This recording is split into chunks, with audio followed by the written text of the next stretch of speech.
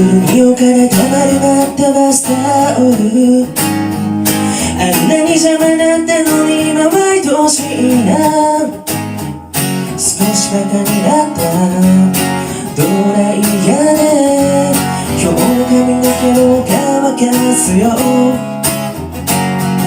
あなたがいなくなったら寂しくてきっと生きてゆけなくなるって言うと必ずそんなことないよって笑ってあなたは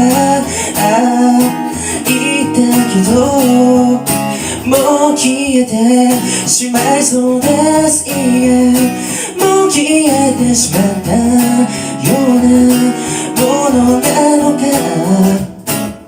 いつも何かを忘れていてあれやこれを見るたびに思い出すんだよ。あなたのくれた本の積み紙もなぜかずっと捨てられなかった。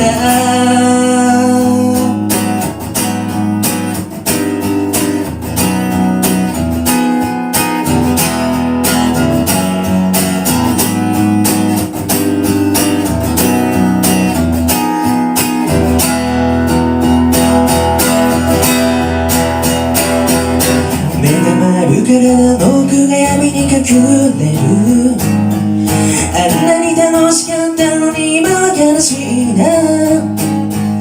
約束も印もいらないよってあなたに言ったけどその前になくしたよね。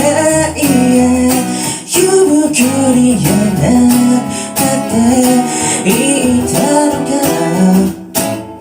いつかのあなたの右手が凍えるような日から連れ出してくれたんだよ。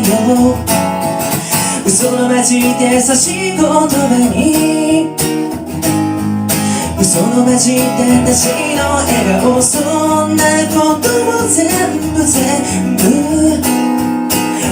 だったよってこの部屋に集めて少しバカになってドライヤーでねえもう一度乾かそうよ。